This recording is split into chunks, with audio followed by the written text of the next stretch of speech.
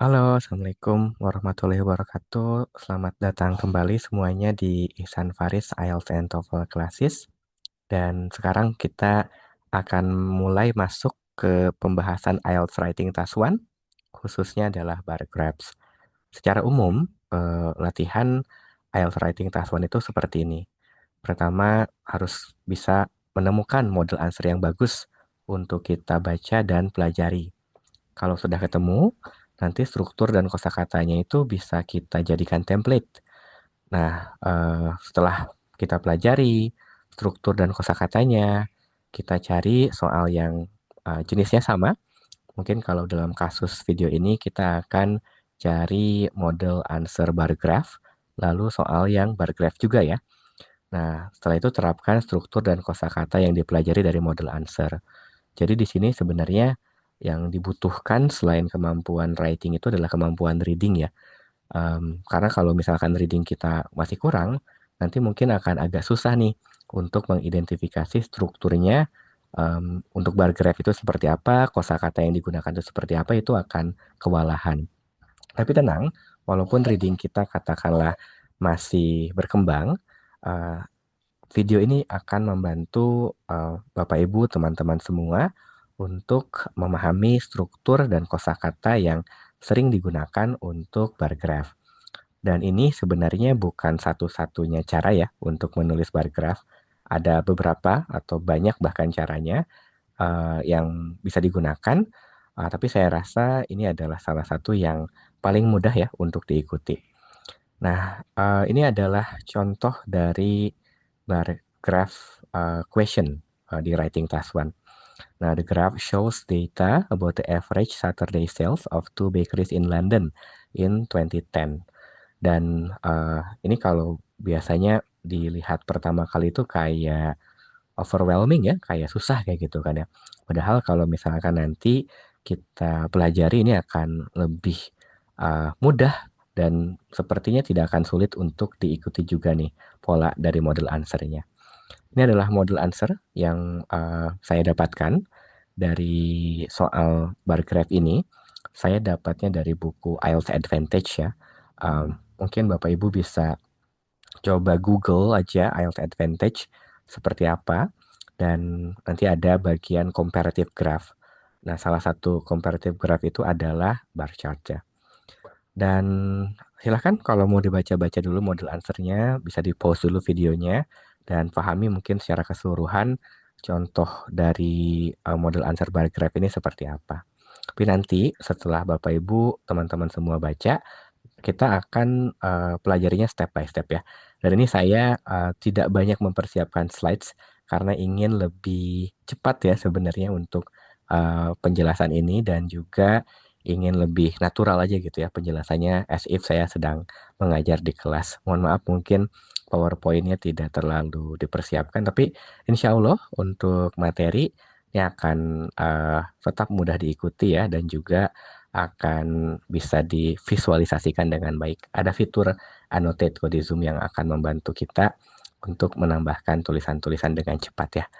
Nah, kita lihat di sini ada contoh paragraf satu. Dan tadi seperti yang disebutkan di awal, yang harus kita lakukan pertama kali itu adalah mengidentifikasi struktur dari paragrafnya dan juga mengidentifikasi kosakata yang sering digunakan. Nah, di sini bisa dilihat ya bahwa paragraf satu itu terdiri dari dua kalimat. Dan kalau Bapak Ibu perhatikan, teman-teman perhatikan, kalimat pertama ini adalah introduction dari si chartnya. Kalau saya misalkan beri semacam keterangan ya atau penjelasan, saya bisa bilang bahwa yang namanya kalimat pertama nih dalam writing task one itu adalah menarasikan sesuatu yang sudah terlihat tapi belum tertulis. Jadi misalkan nih, this bar graph compares the most popular items sold by two bakeries in London on a typical Saturday in 2010. Nah ini kan sebenarnya udah kelihatan ya, ada judul di atas kayak gitu. Lalu kita bisa lihat ada two bakeries-nya. Lalu kita bisa lihat ada itemsnya apa saja kayak gitu. Jadi introduction itu belum masuk ke penjelasan tentang tren, penjelasan tentang pattern ya, penjelasan tentang siapa yang paling tinggi, siapa yang paling rendah. Ini baru menarasikan sesuatu yang sudah terlihat tapi belum tertulis atau belum dituliskan. Nah, sentence 1 itu biasanya adalah parafrase dari judul. Jadi sentence 1 ini, oke, yang ini, itu biasanya adalah parafrase dari judul. Parafrase dari prompt, soal mungkin ya, atau judul. Lalu kita lihat nih ke uh, sentence 2-nya, ini biasanya itu adalah penjelasan tentang variables yang ada di grafnya. Nah, jadi sentence 2 itu adalah penjelasan tentang variables yang ada di graf. Nah, bisa dilihat ya, di sini sebenarnya kan udah kelihatan bahwa ada 8 items, tapi belum dituliskan. Di sini sudah kelihatan itemsnya itu ada cake, rolls, and toasted sandwich, tapi belum dituliskan. Jadi inti dari semua paragraf 1 di writing task 1 itu adalah menarasikan sesuatu yang sudah terlihat tapi belum dituliskan atau belum tertulis ya. Nah, itu tentang paragraf 1 ya. Lalu kita masuk ke paragraf 2-nya. Nah, paragraf 2 bahasanya ini sudah mulai ke bahasa overview. Kenapa bisa dibilang mulai ke bahasa overview? Simply karena ada kata seperti overall. Ada kata on the whole yang dia itu menggambarkan keseluruhan chartnya itu seperti apa. Nah, berarti nanti juga ketika kita nulis, kita bisa nih menggunakan kata overall, on the whole, in general, generally, yang mengindikasikan bahwa kita berbicara tentang sesuatu yang sifatnya umum. Nah, kalau kita lihat, di sini ada 2 sentence lagi ya. Nah, silakan teman-teman, Bapak Ibu semua, analisis. Ini tuh menuliskan tentang apa? Kalau kita lihat, ini ada kata Bernice Buns ya, sama Lovely Loves. Yang di sini ada toasted sandwich, sorry, ada savory foods sama sweets ya di sini ya, sama sweet ya, sweet items. Nah, silahkan analisis. Kira-kira sentence 1 dan sentence 2 ini berbicara tentang apa? Dan kalau kita jeli ya, kita tahu bahwa sentence 1 ini membandingkan siapa pemenang antara Lovely Loves dan Bernice Buns. Dan di sini kan dijelaskan bahwa Bernice Buns itu katanya itu outsells Lovely Loves di 6 items. 6 dari 8 items. Berarti kalau seperti itu, yang ini adalah perbandingan variabel A, misalkan ya. Variabel A itu adalah tokonya ya. Variabel A adalah tokonya. Sentence 2 kita bisa lihat ya, tulisannya itu adalah savory food seperti toasted sandwich, salads and rolls itu katanya tidak sepopuler sweet items. Nah, artinya ini adalah perbandingan lagi. Tapi perbandingannya kalau dilihat dia itu tidak melibatkan toko. Nah, berarti ini adalah perbandingan variabel B ya. Ini adalah perbandingan variabel B. Nah, mungkin yang harus dilihat lagi itu adalah sumber dari pernyataan savory foods ini apa? Sumber dari pernyataan sweet items ini apa? Di teks itu tidak ada savory food sama sweet items secara eksplisit ya. Nah, tapi sebenarnya kalau kita perhatikan, variabel-variabel ini itu adalah variabel makanan yang bisa dikategorikan menjadi makanan asin dan juga makanan manis.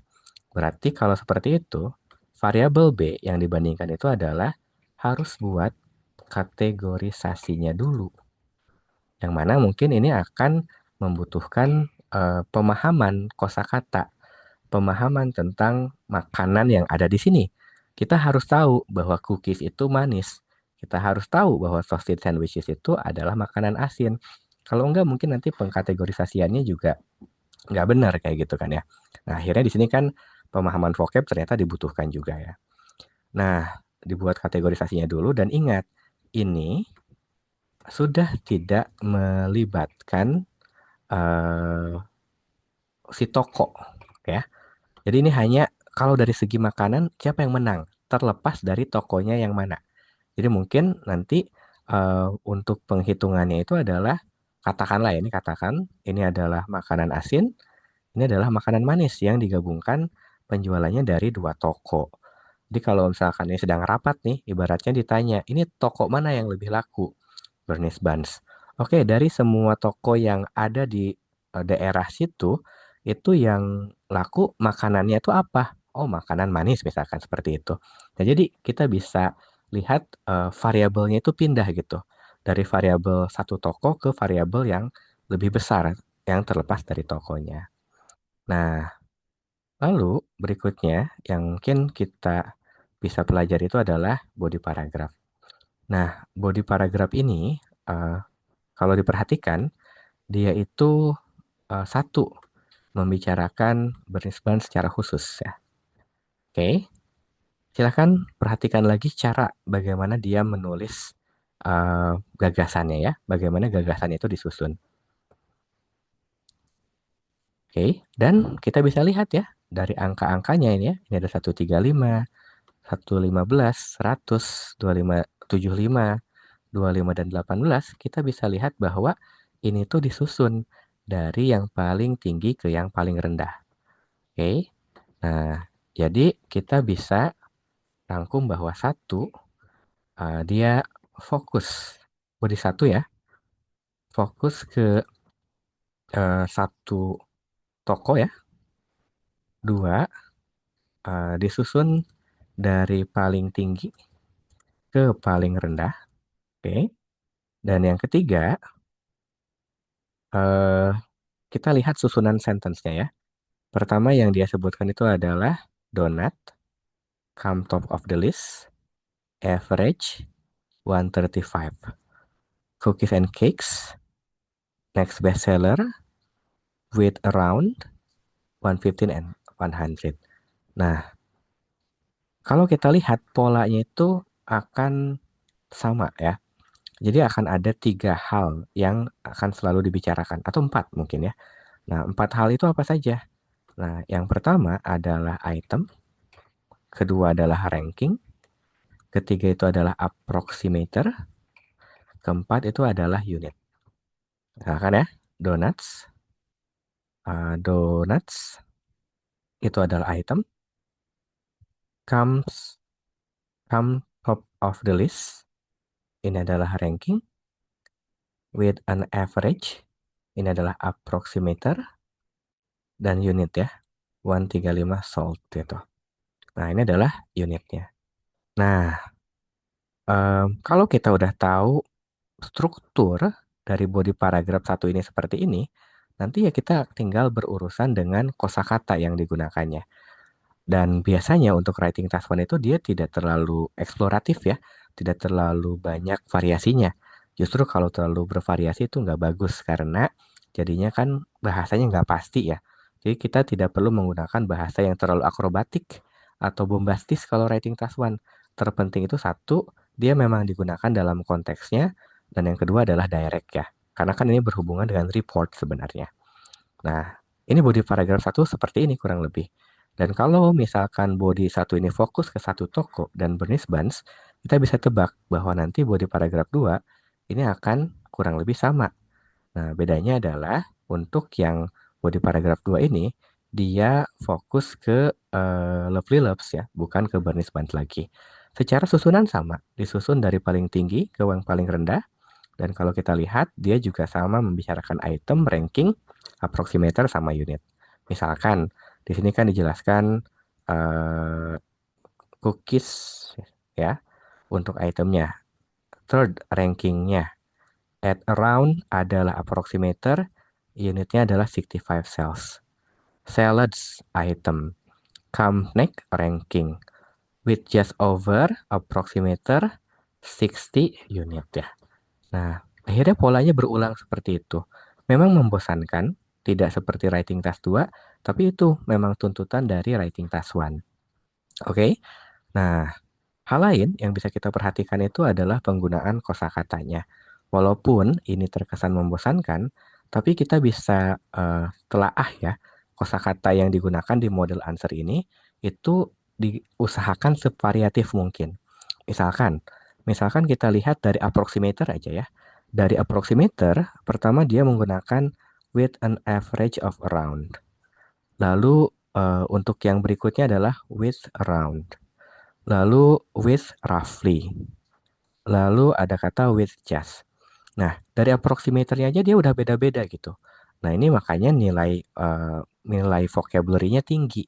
Karena dia itu bisa mengeksplorasi penjelasan yang sebenarnya itu monoton dengan kosakata yang berbeda, tapi tetap akurat gitu. Nah, di sini juga kita bisa coba pungut ya kosakata-kosakata bagus yang bisa digunakan untuk menjelaskan ranking, misalkan. Misalkan kita bisa bilang come top of the list ya untuk menjelaskan ranking. Yang kedua, misalkan adalah are the next bestsellers ya untuk uh, yang posisi dua gitu. Yang ketiga, misalkan kita bisa bilang ini ada are not nearly as popular gitu kan ya. S gitu kan. Kalau misalnya ini untuk sesuatu yang sifatnya sedikit ya penjualannya. Nah, kalau misalkan kita lihat di paragraf berikutnya, kita bisa menguat kata-kata the number one purchase gitu kan ya. Lalu nomor limanya kita bisa menguat come next ya. Atau tadi kan ada kata third sebelumnya ya bisa second, bisa fourth juga kalau kayak gitu. Lalu nomor tujuhnya itu ada the list kan ya. Popular item is misalkan kayak gitu. Dan kalau kita coba variasikan, the number one purchase ya berarti kan bisa juga jadi the number two purchase, the number three purchase, dan sebagainya. Nah, dengan kita punya bank kata ya seperti ini dari model answer, nanti satu, kita sudah bisa memastikan bahwa kata-kata yang kita gunakan itu tepat. Dan yang kedua, kita bisa mix and match untuk membuat penjelasan yang beda dengan template gitu. Mungkin beda posisinya aja atau beda uh, kombinasinya tapi tetap ya itu nggak sama gitu kan ya.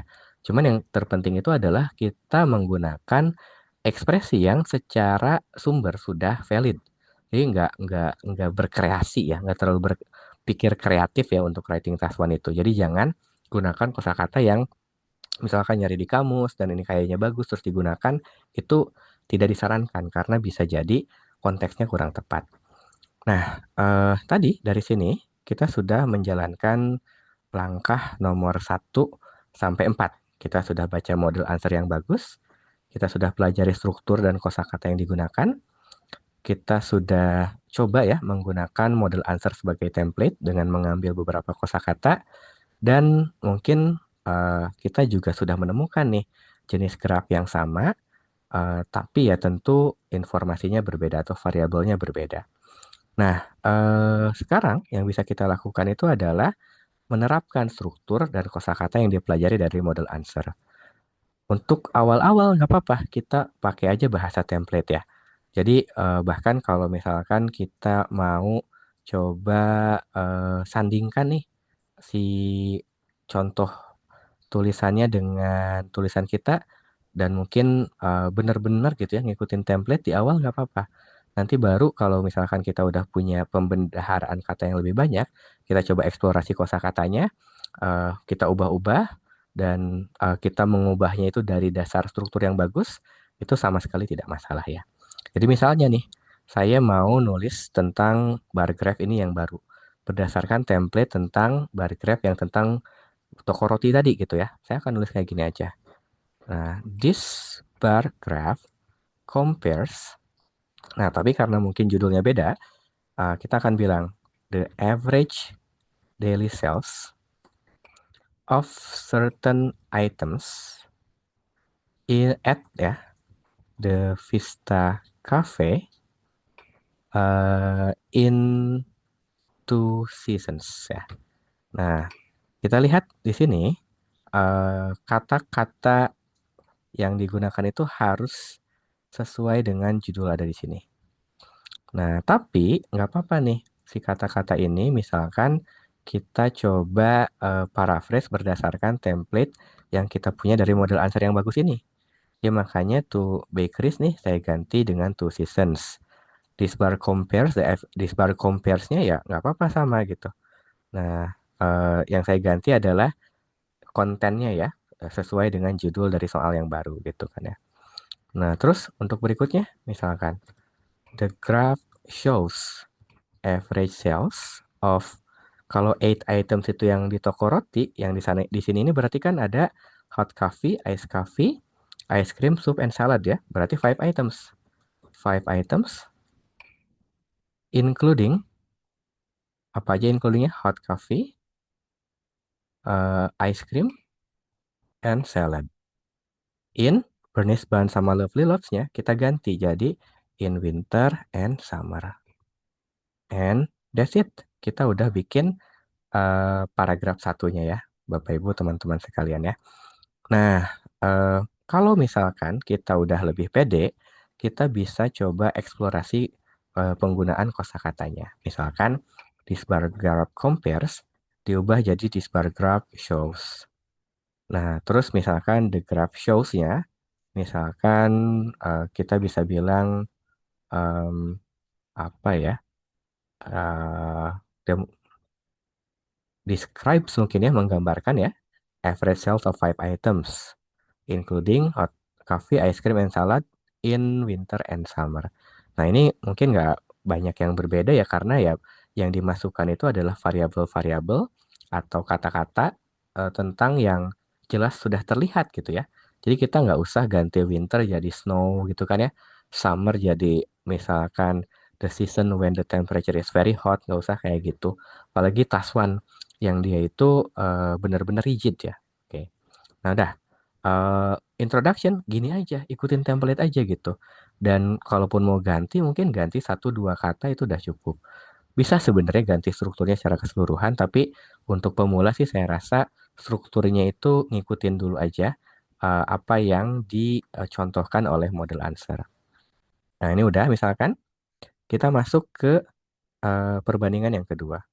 Nah, perbandingan yang kedua atau paragraf yang kedua maksud saya, ini kan tadi katanya itu adalah perbandingan antara variabel A dengan variabel B. Di sini contohnya, overall it can be seen that Bernice Buns is generally the busiest bakery, outselling Lovely Loves in 6 out of 8 items. Intinya di paragraf 2 contoh yang sebelumnya ini tuh katanya Bernice Buns lebih unggul daripada Lovely Loves ya. Nah, kalau yang tadi dibandingkan itu adalah Lovely Love sama Bernice Buns yang di sebelah sini, berarti yang akan dibandingkan di soal yang lain itu adalah Winter and Summer. Kalau di paragraf yang ini dijelaskan bahwa Bernice Buns itu lebih unggul daripada Lovely Loves, berarti di soal yang baru ini ya kita bandingkan Winter Summer, kira-kira menang mana? Kita hitung dulu biar lebih yakin ya. Misalkan kita hitung Winter dulu ya. Ini adalah 75 ditambah 50, 50 ditambah ini 25, ice cream itu 25 ya. Lalu kalau ditotalkan winter itu adalah 175 ya. Nah, sekarang kita hitung yang uh, summer ya. Summer ini kan ada 30 ditambah 40 ditambah ini adalah 35 berarti ya. Ini ada 25 dan sub juga 25. Nah, kalau dihitung, dia itu kan 50 tambah 35, berarti kan 85. 85 ditambah 70, ini adalah 155. Nah, berarti Summer menang, gitu kan? Nah, ya udah kita tulis bahwa secara umum di eh, chart yang baru ini, nah Summer menang ya. Jadi kita bisa ikutin dulu template, misalkan. Nah, overall, it can be seen that the sales in winter are higher than the sales in summer. Nah, kalau tadi dia bilang outselling Lovely Loves in 6 out of 8 items, kita bilang ini tuh menangnya sales in winter itu khususnya dalam item apa? Nah, misalkan kita bilang especially for hot coffee and soup, gitu kan? That's it. Beres sentence satu. Sentence keduanya ngikutin aja. On the whole. Nah, ini yang dibandingkan berikutnya itu apa?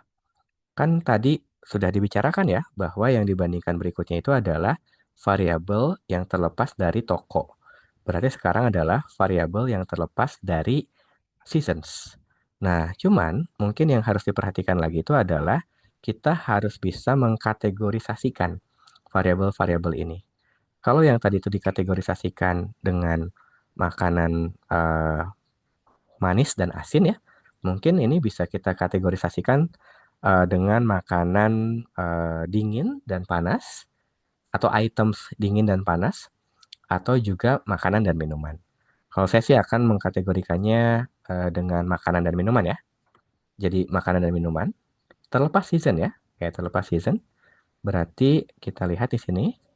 Nah, hot coffee, ice coffee itu adalah drinks atau beverages ya. Lalu ice cream, soup, sama salads itu adalah food. Dan kalau kita hitung penjualannya ya, eh, ini berarti kan 75 ditambah 30 nih. Ini adalah 105. Ya kan, betul. 105 ya. Ice coffee itu 40. Oke, ini berarti adalah 145 nih totalnya beverages itu.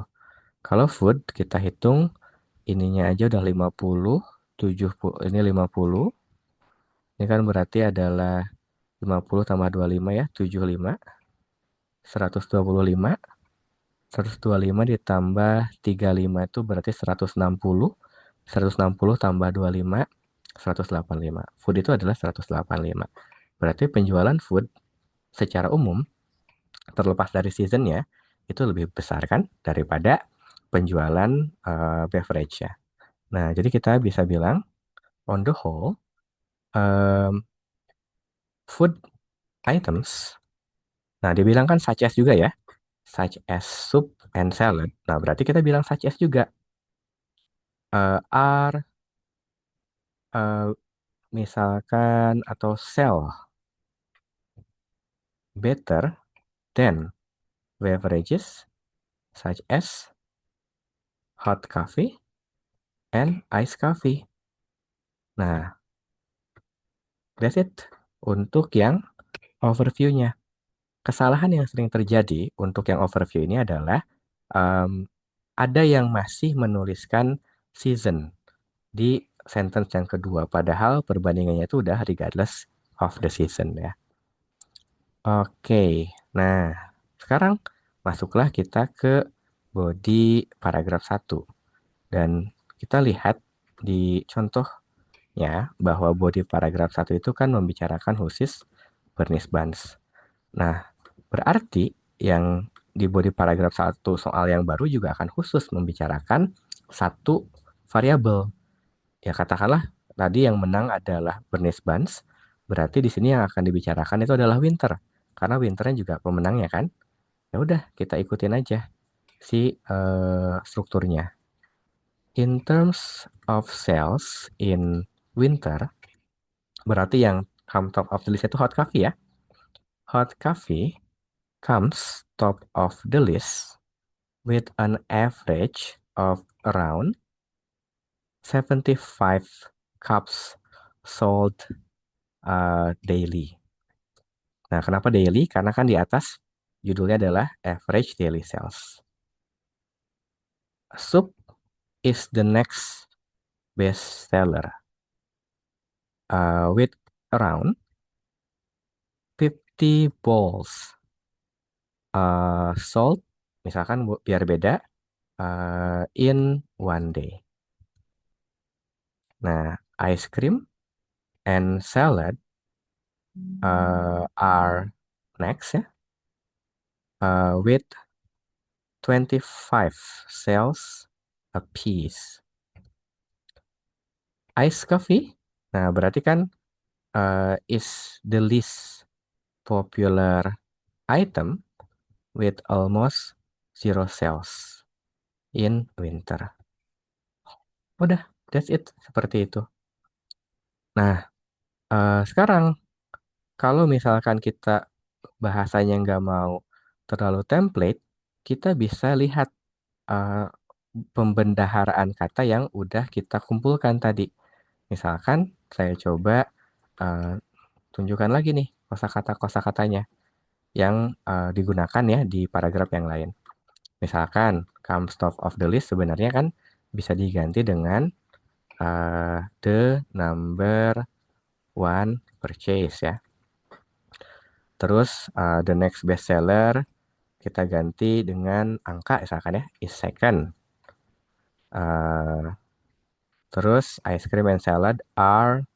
Nah sebenarnya kalau misalkan ada yang angkanya sama, kalau kita perhatikan di contoh ya, ini ada bahasa bilangnya adalah joint, joint fifth gitu kan ya. Berarti kalau misalkan joint fifth itu, kalau misalkan saya kembali nih ke yang sebelumnya, nah joint fifth itu menggambarkan rolls and fresh loaves ya. Nah, rolls and fresh loaves itu ada di eh, sini nih, di di Lovely Loaves ya, rolls and fresh loaves ya. Ini rolls ya, lalu ini fresh loaves ya. Jadi dia sama penjualannya, relatif sama. Dan dia bilangnya adalah joint fifth ya. Joint fifth itu artinya sama-sama kelima. Nah, kalau misalkan kita coba nih eh, terapkan ya yang tadi, ini kita bisa bilang bahwa eh, yang namanya em, salad and ice cream itu joint fifth ya. Jadi kita bisa bilang salad and ice cream itu joint fifth ya. Nah, salad and ice cream are joint third ya, bukan joint fifth ya, karena sama-sama yang ketiga ya. Wah ini tulisannya hilang tapi ya nanti tinggal bisa balik lagi ya ke menit yang sebelumnya. Hey, nah sekarang kalau yang mau ditulis adalah paragraf terakhir, paragraf keempat ya, body paragraf 2 polanya juga kurang lebih sama. Tapi bedanya ini membicarakan winternya ya, summer, sorry, summer. Berarti kalau untuk summer, kita bilang ice coffee is the number one purchase in summer with about 40 cups ya, sold daily. Lalu yang kedua itu adalah ice cream ya. Ice cream is second at around 35 cells. Nah, terus berikutnya adalah hot coffee comes next with 30 cups sold uh, in on a day ya, in one day. Nah, terus soup and salad ternyata sama-sama keempat ya, are joined fourth with uh, 25 cells apiece ya. Oke, nah jadi kurang lebih seperti ini cara nulisnya. Ada sebenarnya beberapa hal yang perlu kita perhatikan lagi, tapi secara umum adalah yang sudah dibahas. Ini ya, Bapak Ibu, teman-teman semua.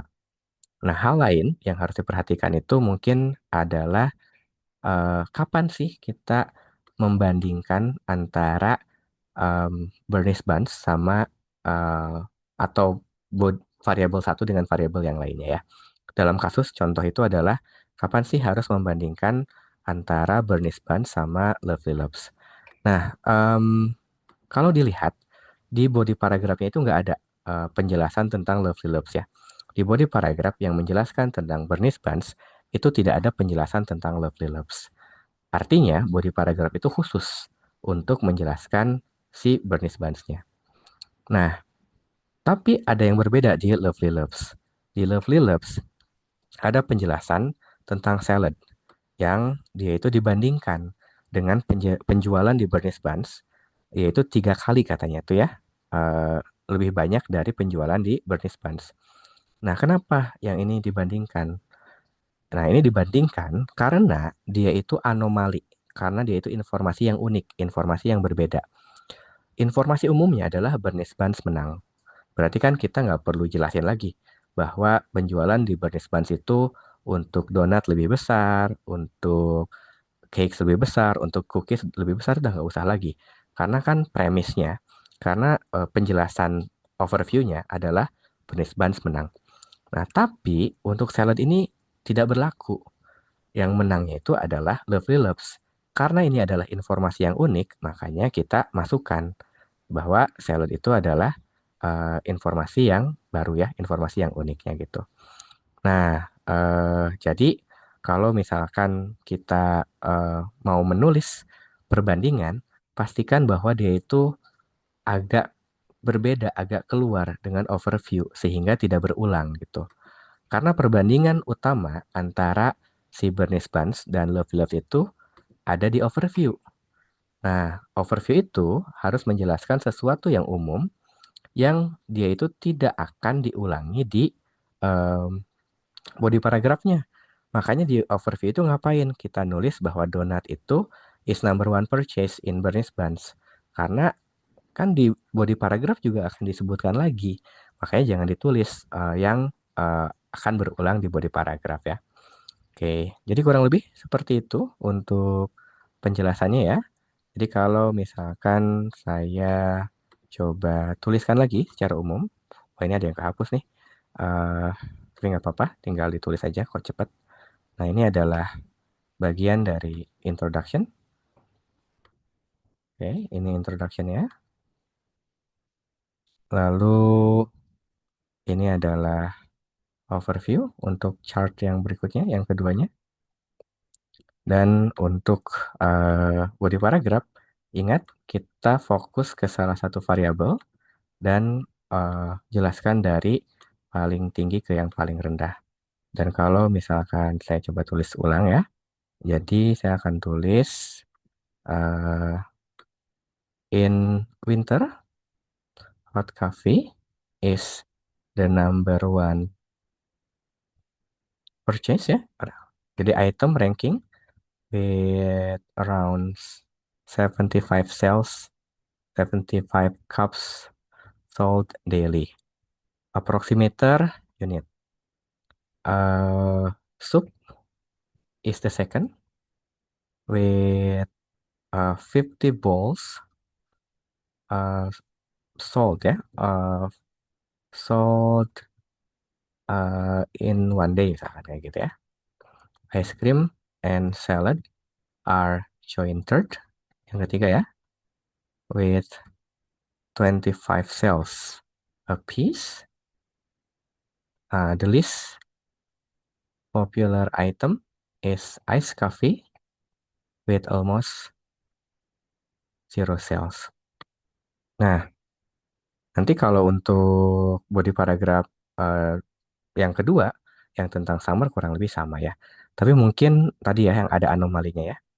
Jadi kalau misalkan in summer ya, ice coffee is the